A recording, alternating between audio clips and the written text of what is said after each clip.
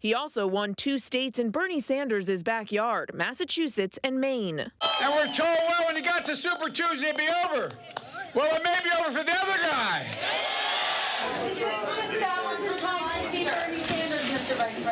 An establishment of all those hard-working, middle-class people, those African Americans, those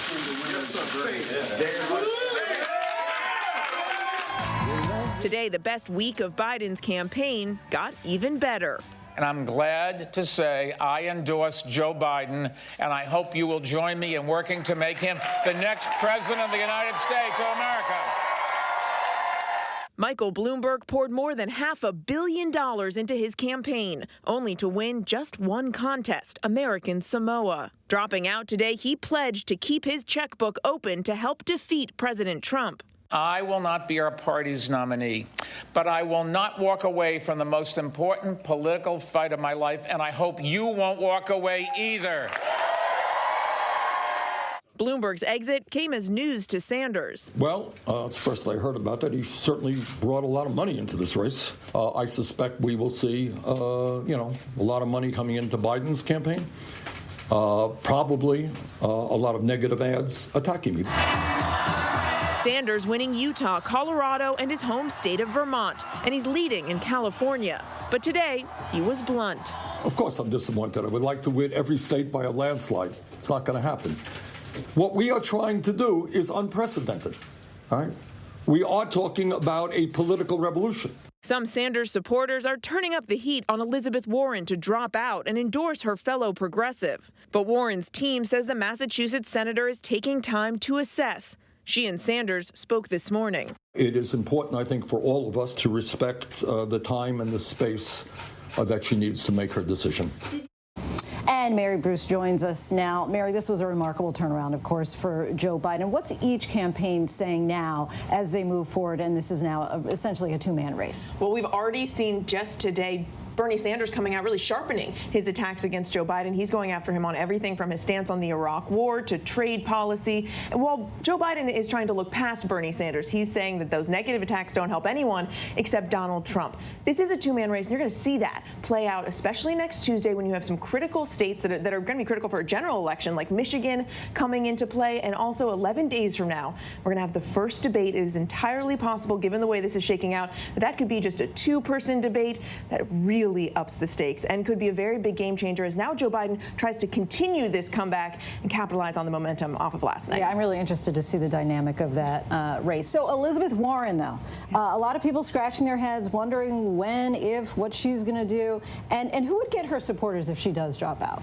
Yeah, well, we know tonight that she is reassessing, deciding exactly how to play this, what comes next. There is sort of this assumption that because she is a progressive that her supporters would naturally go to Bernie Sanders. That is not a given. It is entirely possible that a lot of her supporters could just as easily go to Joe Biden. So there will certainly be a bit of a frenzy to try to capitalize and steal those voters by both Bernie Sanders and Joe Biden. All right, Mary Bruce, thank you. Thanks, Lindsay. And now for more on why Biden had such a big night and what that means for the race going forward, let's bring in ABC News political analyst Matt Dowd and former Hillary Clinton political director Amanda Renteria. So welcome, both of you, to the show. Let's do a lightning round here. Matt and Amanda, what are your top takeaways from last night? Matt, let's start with you.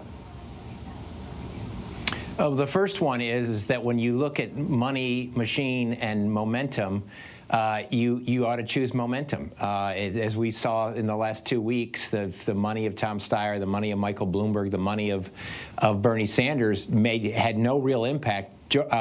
Joe Biden basically spent no money in half the states that were held yesterday and almost won every single one of the states he spent no money in. So that's the other one, the one of them. The other thing is in this race is we have a tendency to look at different people monolithically, and we're finding out that is just not the right way to do. We shouldn't look at African Americans monolithically. We shouldn't look at Latinos or Latinas monolithically, and we shouldn't look at white voters monolithically, because if you look at the crosstabs and break them out, there's much more of a generational breakdown on this than there is a ethnic background. So those are my two big takeaways. There's 100 great takeaways from this, but this is a comeback story. This isn't Mr. Comeback Kid. This is Lazarus.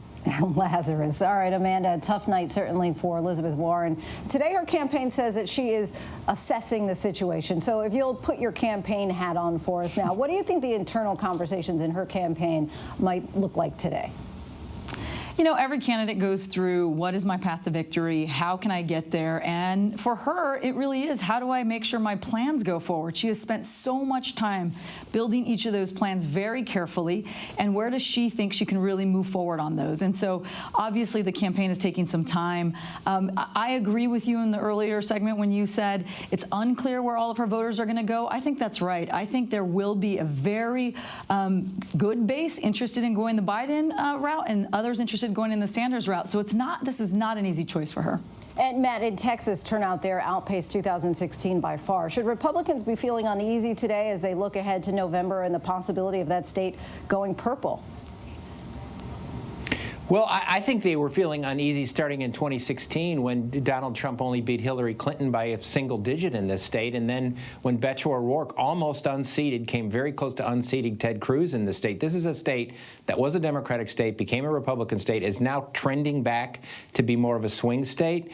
The Democrats here picked up House seats in 2018. They picked up congressional seats in 2018. So I think they have a concern. And if the Republicans now determine that Texas is a swing state, it makes it very, very difficult for them to compete in the other traditional swing states. So, yes, I think they are concerned and should be concerned. And Amanda, Matt said, you know, in general, the different groups are not a monolith. But let's talk about the role of diversity and how that played across the country last night. Biden dominated with blacks and older voters, and Sanders won Latinos and youth by large margins. So how will the eventual nominee bring those blocks to their base?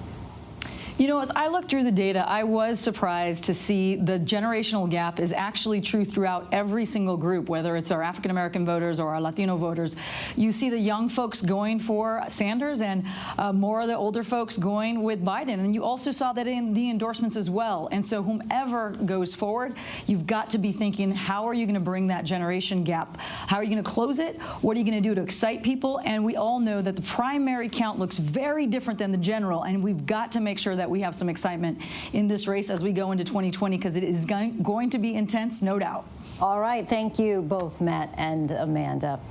Turning now to the latest developments surrounding the spread of the coronavirus. 2 more people killed here in the U.S. by COVID-19, the 10th death in Washington state, and now California reporting its first fatality. That California death, a passenger from a Grand Princess cruise ship, which made a round trip from San Francisco last month. That cruise ship, which was on another voyage, will now return to port while the CDC opens an investigation.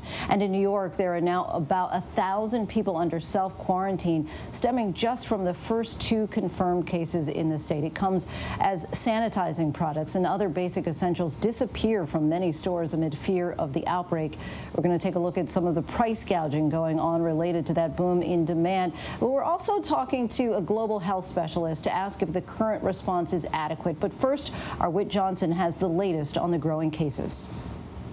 Tonight, a scramble to contain the spread of the coronavirus in New York. About 1,000 people ordered to self-quarantine, all possibly connected to one patient in this hospital. That is another 1, 2, 3, 4, 5 people.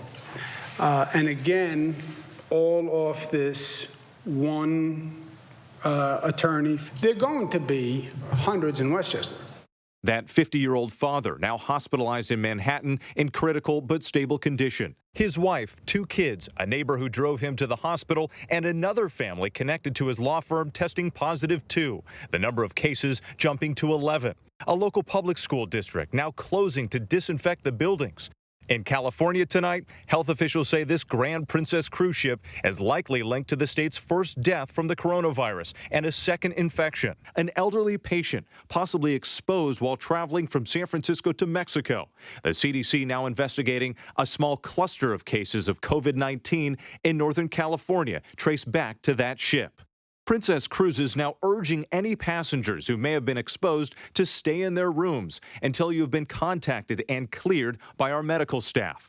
That ship now turning around, heading back to port in San Francisco tomorrow. The CDC working with Princess to determine the next steps.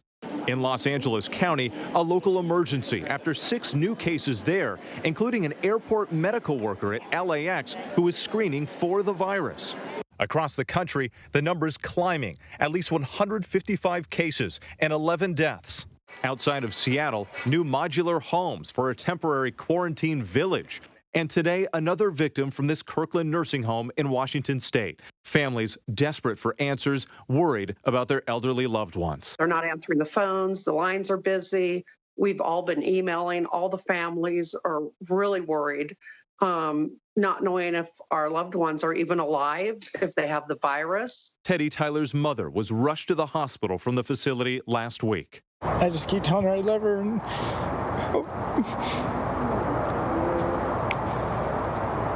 hope she can hear me. In Washington today, the president meeting about the virus, talking about the changes in behavior for all of us in the wake of the outbreak. I haven't touched my face in weeks. In weeks. Mr. President, I miss it. And Whit Johnson joins us now. And Whit, we heard about those 1,000 people self-quarantining in New York. Are they getting tested? Lindsay, we do expect that they will be tested, at least many of them.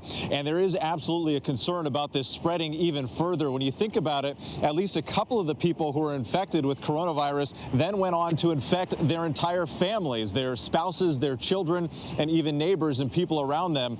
So this is what they're doing right now. We know that at least 8 employees at the first hospital where the patient was taken are being tested. And now officials are coordinating here at New York Presbyterian, trying to see who else in the hospital may have been exposed. But Governor Cuomo said again today, this is really just the beginning. It's simple mathematics here. He said expect dozens and dozens of more cases in the coming days. And Whit, give us an update about this new situation on the West Coast. And do we possibly have another infected ship? That is the big concern, Lindsay, and it's a complicated situation because what happened here, at least 2 people who were on this cruise that went from San Francisco to Mexico came back and tested positive. This was just a couple of weeks ago. One of those patients, as we mentioned earlier, died as a result of the virus.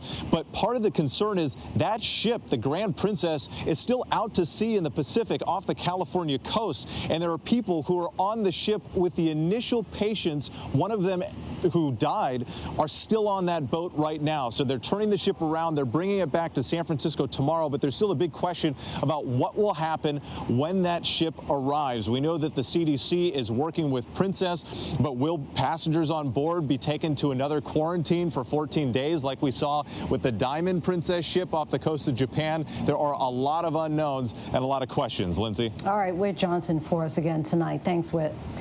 This outbreak continues to grow on a global scale, and there are still questions about what to expect going forward and how to best respond. For more on the reaction to this outbreak, I want to bring in Dr. Jonathan Quick, a global health professor at Duke University. Thanks so much for joining us, Dr. Quick. The World Health Organization is saying that the mortality rate for the coronavirus is at 3.4%. How alarming is that compared to past pandemics? Well, when we look at that rate actually blends together different risk groups, but and it's the average is now, we understand, closer to 1%. But that's 10 times what the seasonal flu is, and for people with heart disease, it's 10 times that. So it is deadly. It's a deadly disease. We all know that flu. Go ahead. Let me just say, but as I say, 80% is asymptomatic or mildly symptomatic. So it's in that sense, it's a two-headed hydra. And we know that flu season comes in the colder months, and there was some hope that COVID-19 would have a similar lifespan. But now we're seeing cases in warm climate countries like Nigeria and Brazil. So does that mean that this is a virus that we need to worry about year-round, regardless of climate? Well, the answer is we don't know that yet, because the virus has only been known to us for the last 2 months. The last human coronavirus that went global was SARS in 2003. It ended as we got into the late spring, But we're not sure that was a seasonal thing or just the result of good public health that brought it to an end.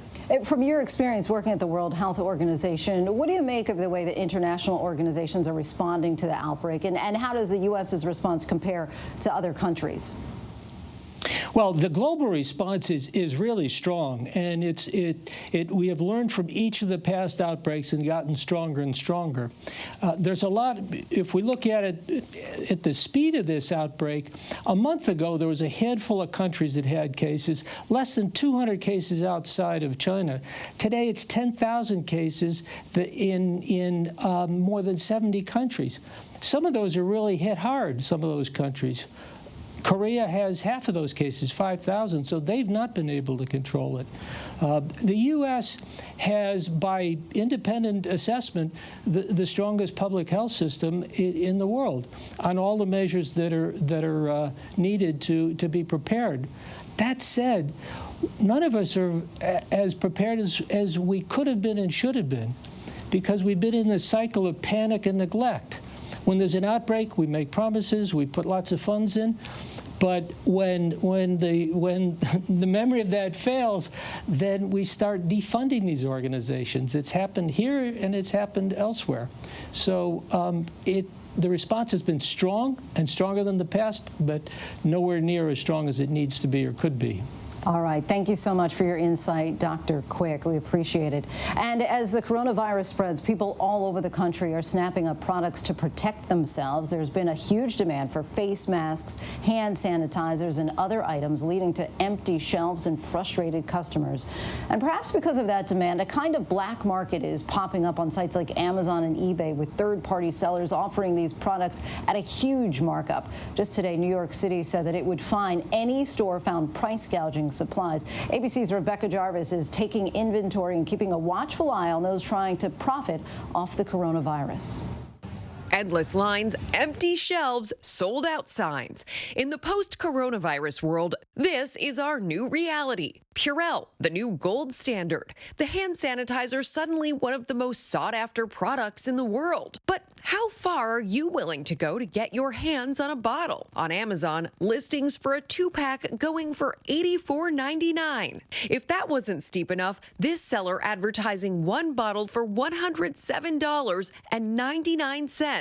The markup on the N95 masks, nearly 600%, even though the Surgeon General has urged the public to stop buying them. This one on Amazon cost $200. A few weeks ago, they were around $13. California's Governor Gavin Newsom tweeting out, "Seriously, Amazon? These prices are absurd." Earlier on Capitol Hill, a vice president at Amazon explained what the company was doing to combat this kind of price gouging during the coronavirus outbreak. There is no place for false claims or price gouging on Amazon. We've removed proactively more than 1 million products making false claims and tens of thousands of products that were attempting to price gouge customers. This is a rapidly evolving situation, and we're being vigilant and making sure we continue to monitor as things develop and that we protect customers to the best of our abilities.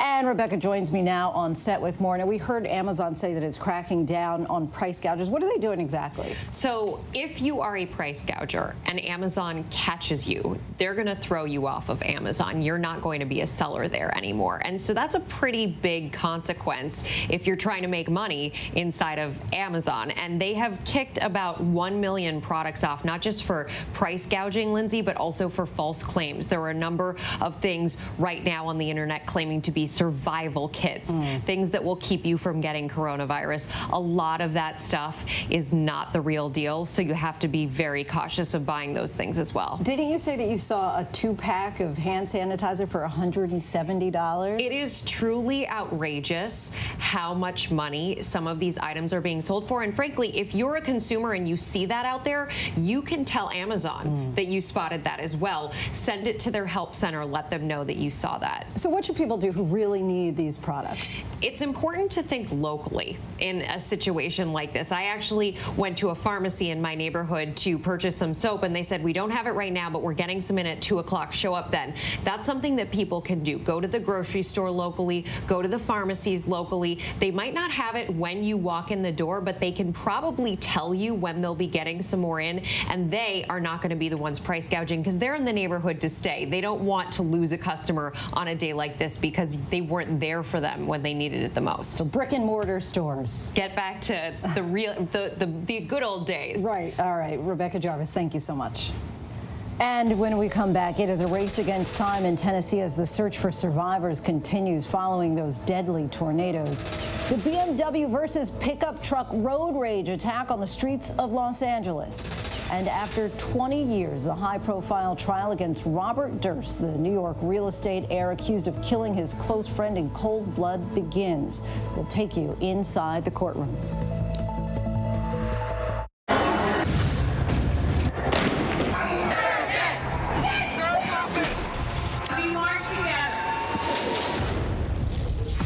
The most powerful stories of our time, anytime. Nightline. Your mom said, comb your hair. Your dad told you, smarten up. Your dog is judging you right now. And your best friend just called you crazy. We all need someone who'll pull no punches and give it to us straight. Now imagine getting your news like that. No bull, no spin, just give it to me straight. Straightforward news, straight to the heart of the story. ABC News, straightforward. The Americans here on the ground and the Iraqi 18,000 tons. Patatas. Ismail? David. Over ground zero from Hurricane Michael. You can see just home after home. David, nice to meet you. This was your view. My favorite view. Thank you very much. Good morning, sunshine. Good morning. Good morning. I'm grateful you woke up this morning. Good morning, sunshine. Good morning, sunshine. We've been waiting for you. Say good morning. Good morning, sunshine. America. Say good morning. I want you to wake me up. What's the one daytime show people can't get enough of? Drum roll, please. I watch this show all the time. This is my new favorite show. And Jennifer? I love it so much. Strahan, Sarah, and Kiki. Your lunchtime escape on ABC. Welcome back. The long-awaited trial of Robert Durst began in Los Angeles today. The New York real estate heir is charged with first-degree murder for allegedly killing his friend Susan Berman back in 2000. Berman was shot and killed before she was scheduled to be interviewed by authorities about the disappearance of Durst's first wife, who has never been found. You may remember Durst from the popular HBO docuseries The Jinx. Video from the show was played in the courtroom for the jury today. And joining us now to break down the first day of the trial is our Will Carr, who was there. Will, how much do we expect the series to play a role in the trial? A lot, Lindsay. The prosecution has already been using Robert Durst's own words against him as they're making their case to the jury. And you may remember the big bombshell with the Jinx. That was in the last episode when you could hear Durst admit to what a lot of people thought was a potential confession. Well, it turns out that that bombshell was heavily edited by HBO. We're going to play for you what aired on the Jinx, and then I'm going to read to you what Durst actually said. What the hell did I read?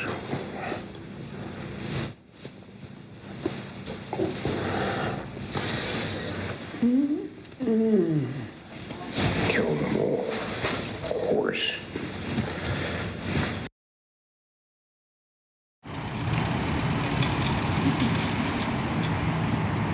But what he said in full was actually, I don't know what you expected to get. I don't know what's in the house. Oh, I want this. Killed them all. Of course, I want to do something new. There's nothing new about that. He was right. I was wrong. The burping, I'm having difficulty with the question, what the hell did I do? Now, the judge has said that if the jury actually does hear this, they have to hear the statement in full, not what aired on HBO. And Lindsay, you can see that the two are completely different. Lindsay. And Will, after hearing opening arguments, what do we expect from the trial ahead? Well, we're expecting a lot more bombshells. The prosecution is painting a picture that involves 3 murders. The alleged murder of Durst's first wife back in the 80s. Her body has never been found. Another murder in Texas that Durst has already been acquitted for. And then, of course, the murder of Susan Berman. This also involves allegations of revenge and one victim who's actually linked to the mafia. If you add it all up, this trial is expected to last for months. They're planning on hearing from more than 100 witnesses, so there's going to be a lot of explosive testimony in the days and weeks to come. Yeah, explosive, I can imagine. Will Carr in Los Angeles for us. Thank you, Will. And we still have a lot more to get to tonight. Will a conservative shift in the Supreme Court change the dynamic on the polarizing abortion fight? Tonight, why the Chief Justice called comments by the Senate Minority Leader on the case dangerous. The terrifying moments on a flight. The unruly passenger accused of trying to open the emergency exit door mid-flight. And our tweet of the day, the new Bond film delayed over fears of a sluggish box office, particularly in Asia, that many experts tie to the coronavirus outbreak. In times like these, the news-making events happen here. ABC News. President Trump meeting face-to-face with one of the world's most brutal dictators, Kim Jong-un. The president. You trust him? I do trust him, yeah. I think he trusts me, and I trust him. Ivanka Trump. I have to ask you about your emails. Your father had taken Hillary Clinton to task for this. There just is no equivalency. So the idea of lock her up doesn't apply to you? No. Comey. How strange is it for you to sit here and compare the president to a mob boss? Very strange. Michelle Obama. What do you wish you could tell your pre-White House self? Whew. Melania Trump. Do you think there's still people there that he can't trust? Yes. Still working now? Yes. Michael Cohen. So he's still lying? Yes. It's a big statement. And now, in a year with so much on the line, we're right there. Good evening tonight from Washington, a very busy news night. America's #1 news source, ABC News, straightforward. We all need someone who'll pull no punches and give it to us straight. No bull, no spin. Now imagine getting your news like that. Just give it to me straight. ABC News, straightforward. Can you tell us your full name for the record? Jeffrey Edward Epstein. Every girl that meets Jeffrey starts off with giving him a massage. He's like, I'll pay you $200 for every girl that you bring to me. Who else was underage? All of them. All of them? He told me the younger the better. How did he get so rich? How did he get away with it for so long? And what do the women who survived his crimes now have to say? Truth and Lies, Jeffrey Epstein. Listen free now on Apple Podcasts, Spotify, or wherever you get your podcasts. What's the most innovative daily news podcast out there to listen to every day? Well, the Edward R. Murrow Awards say it's Start Here, the daily news podcast from ABC News. Even the New York Times calls us a top news podcast worth listening to. Start Here, free on Apple Podcasts. With Michael Bloomberg announcing today that he's ending his self-funded run for the White House, it marks the most expensive failed bid in history. So let's take a look at Bloomberg's campaign by the numbers. The billionaire businessman and former New York City mayor was in the Democratic race for just 101 days after joining the campaign in late November. Bloomberg's unconventional strategy bypassed the 4 early primary and caucus states as he poured close to $600 million of his personal wealth into his run, including a massive hiring spree and an unprecedented $585 million on political ads across the country. In total, Bloomberg spent more than $240 million on TV and digital ads targeting Super Tuesday states alone, where he had hoped to have a breakout performance and that would ultimately launch his campaign. But after two less than stellar February debate performances, Bloomberg's big bet on Super Tuesday flopped, with the former New York mayor winning just 1.7 million votes across the day's 15 contests. Bloomberg's lone bright spot, picking up 4 delegates with his win in the territory of American Samoa, where he spent $1,651 on digital advertising. As of tonight, Bloomberg pulled in just 12 total delegates last night, although more delegates will still be allocated to Bloomberg in California. Forbes pegs Bloomberg's current net worth at $58.4 billion, meaning his failed run took away less than 1% of his total fortune. And we still have a lot to get to tonight. We'll take a closer look at what's happening inside the first corona cluster community inside the United States, and how does the U.S. response compare to others? And the message from Jeopardy host Alex Trebek 1 year after being diagnosed with stage 4 pancreatic cancer. But first, here are some of the trending headlines on abcnews.com.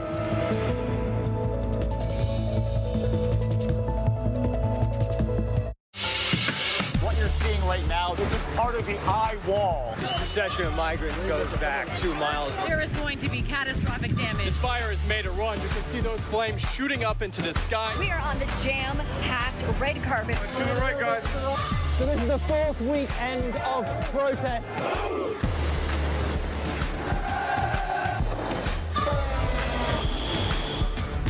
Watch ABC News on location for Facebook Watch. What's the most innovative daily news podcast out there to listen to every day? Well, the Edward R. Murrow Awards say it's Start Here, the daily news podcast from ABC News. Even the New York Times calls us a top news podcast worth listening to. So if you like getting behind the biggest news stories of the day, inside all the details, the backstory, and what will happen next, then listen to Start Here, the daily news podcast from ABC News. It's like no other news podcast out there. Even the critics agree. Listen free on Apple Podcasts. This is what being live is all about. This is ABC News Live, the 24/7 streaming news source from ABC News. Breaking news, live events, streaming nonstop. Original breakthrough storytelling from ABC News, National Geographic, ESPN, and it's all designed differently for you to stream straight to any screen whenever you want. ABC News Live. Streaming everywhere, right to you. ABC News Live. It's that easy to go there. The Americans here on the ground and the Iraqis, 18,000 tons. Patatas. Ismail? David. Over ground zero from Hurricane Michael. You can see just home after home. David, nice to meet you. This was your view. My favorite view. Thank you very much. Thank you.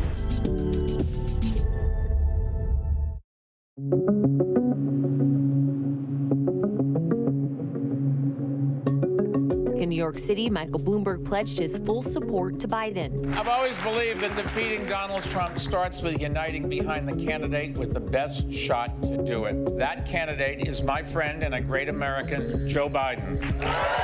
Joe Biden picking up another state win from Super Tuesday, Maine, and claiming victory in 10 states. They don't call Super Tuesday for nothing. And gaining at least 250 delegates.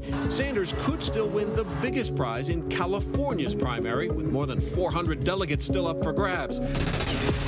President Trump and Vice President Pence meeting with airline CEOs about new travel guidelines in the wake of the coronavirus. All passengers on all direct flights from all airports in Italy or South Korea are being screened. Deaths from the coronavirus have gone up in the U.S. California today reporting its first death in the outbreak. The L.A. County Department of Public Health is also declaring a local health emergency. Health officials say the patient was an elderly adult who had underlying conditions. Meanwhile, today on Capitol Hill, lawmakers voting to approve an $8.3 billion funding bill to fight the coronavirus.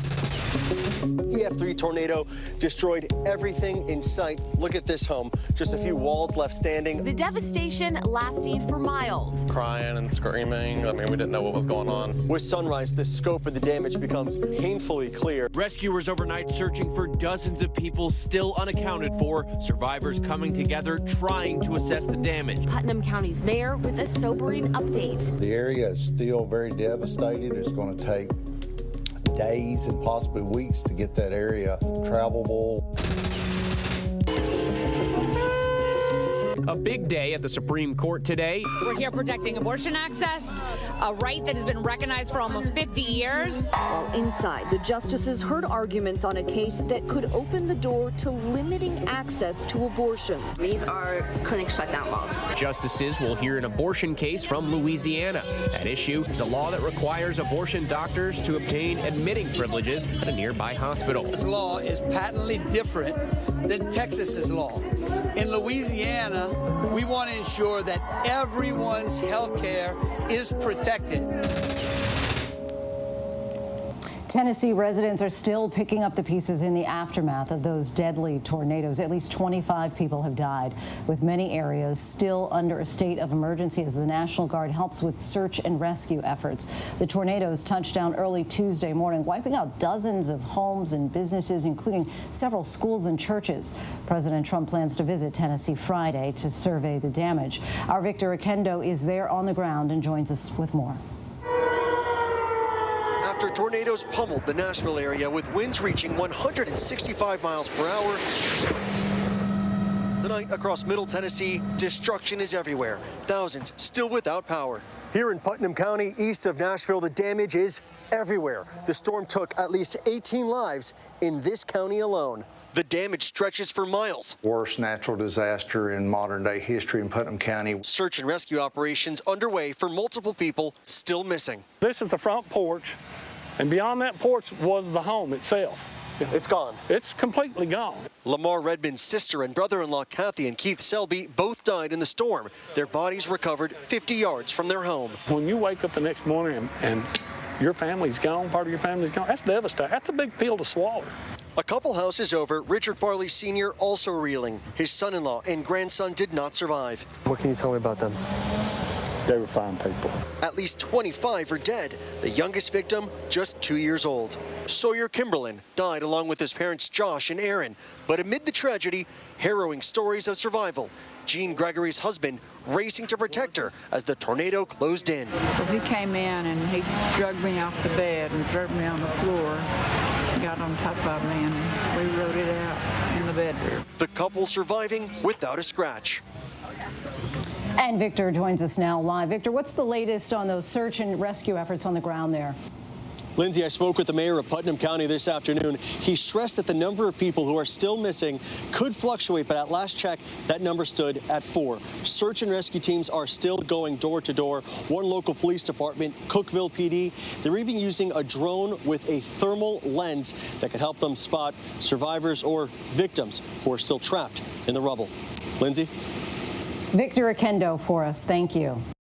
All right, let's stick with this story and bring in senior meteorologist Rob Marciano now. He joins us from Tennessee. Rob, what made this storm just so deadly? Well, the size and strength and the fact that it happened in the middle of the night, Lindsay. And now we're just getting word of the National Weather Service. They've concluded their storm survey. They have scientists go out and see how long the track was, how strong this tornado was. It was a high-end EF3 tornado out of 5 with winds 160, 165 miles an hour. And it was on the ground for 50-plus miles, making it the 3rd longest track tornado in Tennessee history. So that, coupled with it happening after midnight, where people were either asleep or at home or possibly milling about when some people got killed, made it extremely dangerous for that reason. And here in downtown Nashville, extraordinary damage as well. I mean, this is staggering stuff. This is one of the government buildings here in the state capitol, built of steel girders and brick, and you can see it's completely flat, and that's how powerful this storm was. Thankfully, today, the extent of the severe weather has been to our south to aid to the recovery efforts today, but the ongoing threat with this next system is going to be a pretty dire one as we go through the next really 36 hours. Severe storms will ride along this front, pretty much right along the I-10 corridor, and this is an area that has seen excessive rainfall in the month of February, so we're already starting to see flash flooding from this. Mississippi, Alabama, Georgia will see that through tomorrow morning, all the while the potential for seeing damaging winds and tornadoes along the front in through tomorrow afternoon. Charleston getting into the mix too. It eventually all clears on Friday, but for folks here in Tennessee, it's going to be a long, long road to recovery. That's for sure. That scene behind you just so devastating. All right, our thanks to Rob Marciano.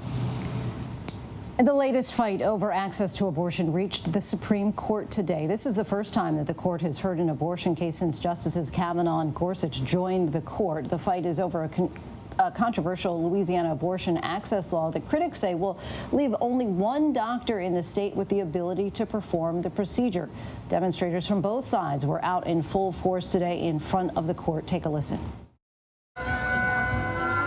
I tell people that my abortion saved my life. Being in the clinic when I was experiencing a life-threatening ectopic pregnancy, they sent me to the hospital, and I just think back to that day, like had I not gone to an abortion clinic seeking an abortion, I may not be here to tell this story. It's interesting to me, right, that there's anyone on the other side of this case, because it seems like a common sense idea, right, that if something goes wrong in an abortion procedure, then women should have access to full protection and care so that these women stay protected. And although we may not be agreeing with the fact that these women are getting an abortion, we still recognize that all women should be treated with dignity and should be protected in these cases that something goes wrong in Louisiana. This isn't about abortion being legal, it's about women's safety, and we want women to be safe. The facts are clear that this is not about protecting women's health. This is about restricting access to abortion. NYU Law Professor Melissa Murray joins us now live with more. Thanks so much for joining us. Thanks for having me. So let's get our viewers up to speed and give us a sense of the specifics of the case that the judges heard today.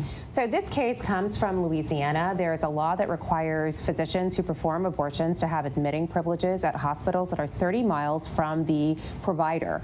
The problem with this, according to those who support abortion rights, is that most women actually have to travel far distances to get to an abortion clinic in the first place. So when they do go home after an abortion procedure, they're actually far away from this particular hospital where the doctor might have admitting privileges. The other issue, they say, is that the doctors are unlikely to get admitting privileges because abortions are so safe that they're rarely ever going to fulfill the requirement of having to actually admit patients to the hospital. This law, abortion activists say, is really just a ruse to further curtail abortion access in Louisiana. How far do most states normally go as far as regulating abortion, and how would this case change that potentially?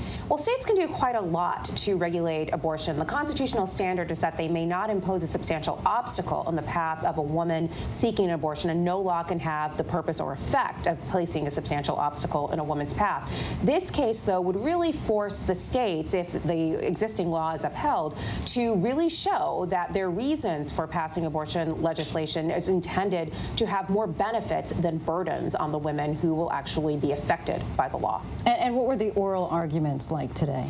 Well, these were really interesting because this was a case where the state really held a lot of the cards, and many people thought that this was going to go very poorly for abortion providers, but in fact it was a quite hopeful day. The case began with some very pressing questions from Justice Alito about third-party standing, whether the physicians here were the appropriate persons to bring this case or whether this was better brought by abortion patients. But then it quickly shifted to the merits, where the liberal wing of the court really hammered the Louisiana representatives about whether or not this law was actually going to provide women with increased benefits that outweighed the burdens on abortion access. And how will the changed composition of the court likely affect the outcome? Well, the fact that this case is being heard at all suggests how much a difference a new justice has made on this court. This admitting privileges law that's at issue here is virtually identical to one that the court struck down in 2016 in Whole Women's Health versus Hellerstedt. In that case, it was a 5-3 decision with Justice Kennedy joining the liberal wing of the court. Of course, Justice Kennedy has since retired, and he has been replaced by Brett Kavanaugh, and Justice Scalia, who had passed away when that case was heard, has now been replaced by Justice Gorsuch. And those two justices seem to have more predisposition toward upholding this law and further limiting abortion access. All right, before we let you go, I want to listen to those controversial remarks by Senator Chuck Schumer. I want to tell you, Gorsuch, I want to tell you, Kavanaugh, you have released the whirlwind, and you will pay the price. You won't know what hit you if you go forward with these awful decisions. You won't know what hit you. Wow. And so this actually prompted a rare response from the Chief Justice? Yeah, so this was, I think, a very unusual statement. Most politicians, certainly a sitting senator, stays away from embroiling the court in politics. Here, Senator Schumer's staff said he was really only speaking about repercussions in the electoral process, but obviously those words could have many different messages. But Chief Justice Roberts, who I think understands himself to be the institutional steward of the court's legitimacy, really felt like this was a bridge too far. And of course, it comes on the heels of President Trump making statements about Justice Sotomayor and Justice Ginsburg just last week. So he took the unusual step of saying that this was just not suitable, and it's very much in line with his former statements about there being no Trump judges, no Obama judges, just federal judges doing their level best to interpret the law and interpret the Constitution. All right, Melissa, thank you for interpreting the law for us tonight. We appreciate you. Thank you. A disturbing and bizarre scene played out in the streets of Los Angeles. Take a look at this video. A man is now facing felony charges after a video captured a BMW pushing a pickup truck through an intersection and then chasing the silver vehicle down the street and hitting it again. The LAPD reached out to the person who posted the video and asked them for the date, time, and location, which led to the arrest. A flight from Chicago to Dallas was diverted after a passenger allegedly tried to open an emergency door mid-flight. Passengers jumped into action, tackling the man. He was tied up and held down until the plane landed in St. Louis. No one was hurt. And the whiplash on Wall Street continues. Stocks surging. The Dow up more than 1,200 points. Investors fearful of Bernie Sanders were supposedly encouraged by Biden's Super Tuesday showing. Healthcare stocks in particular are having a good day. The recent volatility in the market still blamed on the global coronavirus outbreak. All over the world, people are doing what they can to protect themselves from the coronavirus. And here in this country, communities are on edge. The California governor just moments ago declared a state of emergency. Here is what Governor Newsom had to say. And as you know, community spread is no longer just in the northern part of the state. We've had a number of incidences throughout the state of California, no longer north, now in southern California. We have accordingly, with this new ICU patient that passed away, entered into this next phase that has required me, under the circumstances, to advance a proclamation of a state of emergency in the state of California. But the hardest hit community right now in the United States is outside of Seattle, Washington, where the spread of the virus inside a nursing home has turned deadly. Our Kaylee Hartung has been covering the first cluster inside the U.S. and has this report. Breaking news on the coronavirus outbreak. We are another day with more confirmed cases and the first positive case of novel coronavirus in New York State. Health officials warned scenes like this would happen. COVID-19 is now inside the U.S. and spreading. The first large cluster in the suburbs outside Seattle. Kirkland, Washington, over 50 people sick with respiratory symptoms after coming into contact with this nursing home. After 2 cases of coronavirus were confirmed at this nursing home, dozens more were being monitored. We've just seen another person loaded up into this ambulance to be taken to the hospital. Colleen Mallory is afraid for her 89-year-old mother living at the home. If she gets sick, she's going to be gone. But if she has to sit in a room for days on end by herself, she's going to go downhill fast. Her mother was sharing a room with a woman who was recently removed from the facility. We've called in, tried to get answers that. And we were told that they would be sending out an email daily to update us what's going on. However, we haven't received an email. From Asia to Europe to cities in Washington, fear consuming entire communities. Repeated scenes of people further exposing themselves, gathering in tight spaces, standing in long lines just to get supplies. We saw countries in Asia taking extraordinary measures to protect against potential cases of COVID-19. Hazmat suits replacing normal clothing in streets and hospitals. But firefighters taking less extreme measures when they wheeled away sick patients from the Life Care Center nursing facility in Washington. What have your firefighters told you about what their interactions have been like with these people who are infected? You know, they describe it as just another aid call. Their protection, face masks, and a thin gown over their clothes. This firehouse has been turned into a makeshift quarantine unit for a quarter of the firefighters in the city of Kirkland, Washington, who've been exposed to the virus. There's no telling exactly how many people are infected with COVID-19 in the U.S. The only certainty right now, cases will continue to rise. Officials in Washington state believe it's been spreading undetected for weeks. New York announced its first cases of the virus this week. The first confirmed case of coronavirus now in New York. What state and local health officials are doing to calm concerns. One of the patients is under quarantine inside their New York City apartment. 1,000 others asked to self-quarantine throughout the state. It's not difficult to imagine how fast this could spread in a city of 8.5 million. Not just 1 or 2 or 3 or 5. There will be many who test positive. We've already seen what happened in Wuhan, China, a city more populated than the Big Apple. Perhaps equally worrisome is that most doctors' offices and hospitals in the U.S. can't even test for the virus. Just this week, the U.S. recorded 11 deaths, 10 in Washington, 1 in California. The federal government struggling with a unified message. Listen to the president talk about a cure. The vaccine is coming along well, and in speaking to the doctors, we think this is something that we can develop fairly rapidly, a vaccine. But this is what the head of the National Institute of Allergy and Infectious Diseases had to say in a Senate hearing. We need to make sure it's safe, and we need to make sure it works. That entire process will take at least a year and a half. So states are taking matters into their own hands. Colorado and New York announced their own testing before the CDC allowed more labs to test for the disease. A race against time for health professionals as the virus continues to spread. The outbreak of COVID-19 exposed flaws in the U.S. healthcare system and its unpreparedness to deal with the virus from the onset. Hundreds of Americans were quarantined by the U.S. government as they evacuated hot zones in Wuhan and that cruise ship, the Diamond Princess, in Japan last month. But according to a whistleblower complaint, those government health officials tasked with the health and safety of those evacuees lacked proper training and protective gear, putting everyone they came into contact with at risk. San Antonio blocking those under quarantine at Laughlin Air Force Base from entering the city after they prematurely released someone who just hours later tested positive for COVID-19. They were taken straight from the base to the airport, and their exposure was limited. What we've been trying to do with the guidance from the medical community is also give them assurance that they're free of the virus. But if the CDC cannot act on that guidance, we're going to make sure we do our part to protect the San Antonio community. Major airlines are curbing services to hot zones abroad, but the borders remain open. It's too early to determine if the precautions officials have taken will prevent this from becoming a pandemic. Throughout Asia, officials have gone all in to disinfect, quarantine, and protect.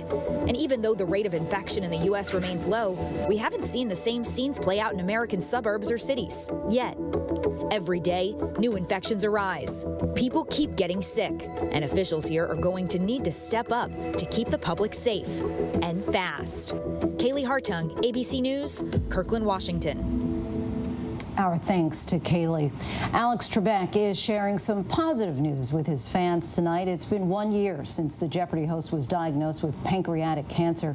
Tonight, he's saying he's beating the odds. Take a listen to part of Trebek's emotional update on what he calls a difficult year.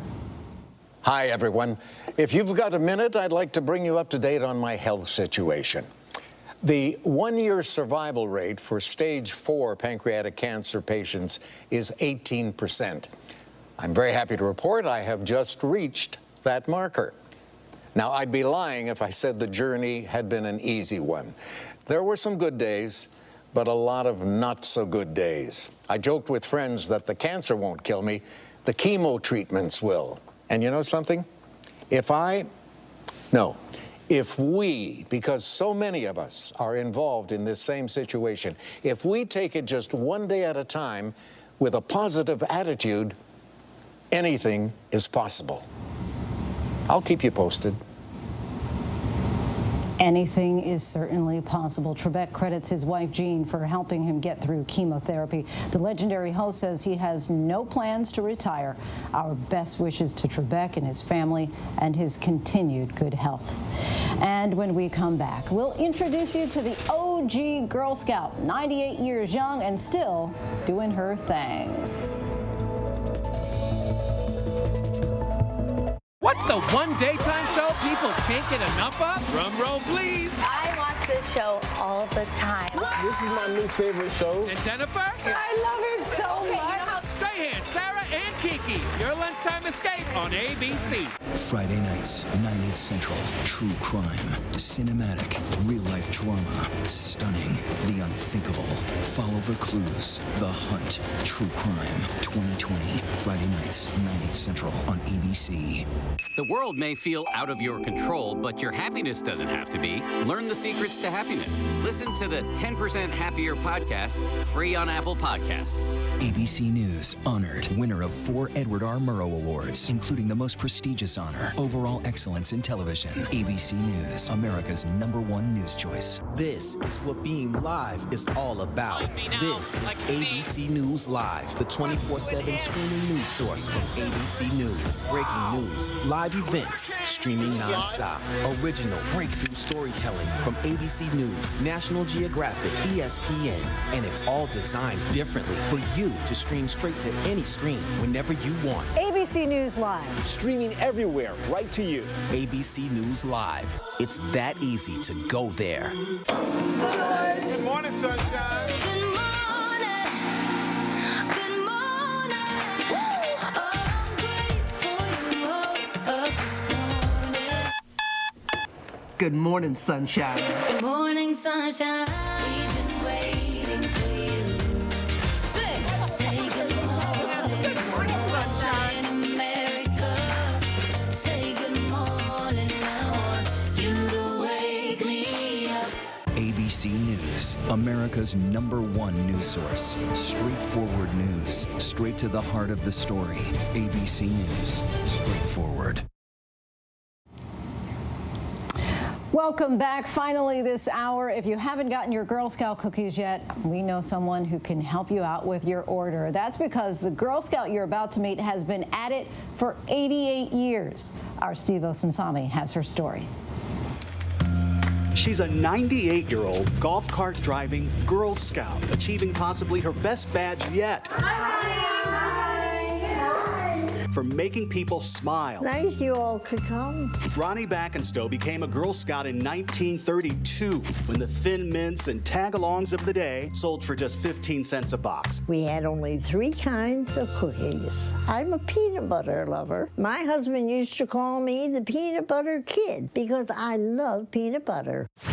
She is the definition of young at heart. Do I look all right? With the joy she loves to share each cookie season. You like Girl Scout cookies? I sure do. When the local troops come to her Pennsylvania retirement community to sell cookies to other seniors. Hi, how are you? To these young scouts, she's a ray of sunshine. Are you a daisy? Yeah, I thought maybe. When I met Miss Ronnie, I felt happy. She's always in a happy mood and always laughing. She has this non-stop energy. She's a great role model. I teach the younger Girl Scouts to be kind, to give service, to be prepared. When 12-year-old Allie Horak was qualifying for a new pin, it was Ronnie who gave her the talk she needed. I was like, I don't know how I'm going to do this, but Miss Ronnie, I was like, Miss Ronnie probably did it 1,000 times. I'm going to try. Her uniform isn't crowded with the badges you'd expect from someone who's been at this for nearly a century. The story of why that is makes us love her even more. I grew too big for it, but some of my friends were smaller and they could use it. In the Depression times, we didn't have money for things like that. So my mother gave my uniform away. So away went my badges as well. So I don't have the badges, but that isn't important. It's what I learned from the badges. That's the important thing. How could you not stay in Girl Scout is my question. It's a way of living, and I'm still living. Not the badges, it's the knowledge. We thank you, Steve, for that story. Before we go tonight, the image of the day. Take a look. This is Jill Biden forcibly blocking a protester who interrupted her husband's victory speech last night in California. She also played bodyguard to Biden at a speech last month. Now, when asked about her actions, she responded simply, "I'm a Philly girl." And that says it all. And that's our show for this hour. Stay tuned to ABC News Live for more context and analysis of the day's top stories. I'm Lindsay Davis. Thanks so much for streaming with us. Good night.